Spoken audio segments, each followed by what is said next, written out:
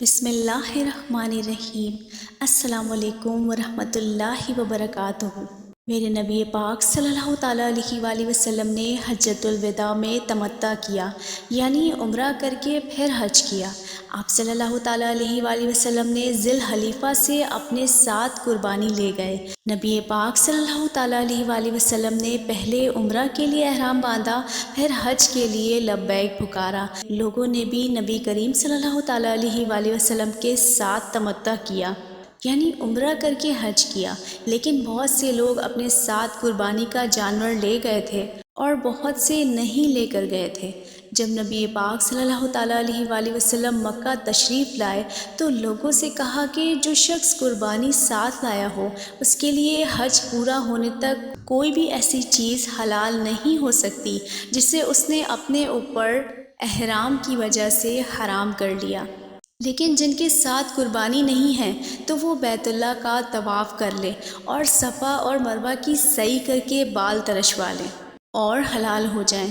پھر حج کے لیے آسر نو 8ویں ذی الحجہ کو احرام باندھیں۔ ایسا شخص اگر قربانی نہ کر پائے تو 3 دن کے روزے حج ہی کے دنوں میں اور 7 دن کے روزے گھر واپس آ کر رکھے۔ جب میرے نبی پاک صلی اللہ تعالیٰ علیہ وآلہ وسلم مکہ پہنچے تو سب سے پہلے آپ صلی اللہ تعالیٰ علیہ وآلہ وسلم نے طواف کیا، پھر حجر اسود کو بوسہ دیا۔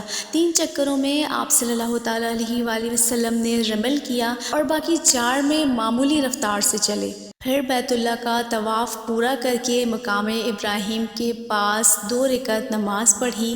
سلام پھیر کر میرے نبی پاک صلی اللہ تعالیٰ علیہ وآلہ وسلم صفا پہاڑی کی طرف آئے اور صفا اور مروہ کی سعی کی، پھر 7 چکروں میں پوری کی۔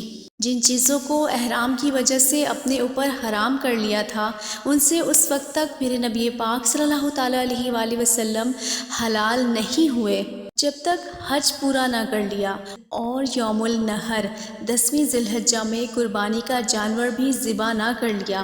پھر آپ صلی اللہ تعالیٰ علیہ وآلہ وسلم مکہ واپس آئے اور بیت اللہ کا جب طواف افاضہ کر لیا تو ہر وہ چیز آپ کے لیے حلال ہو گئی جو احرام کی وجہ سے حرام تھی۔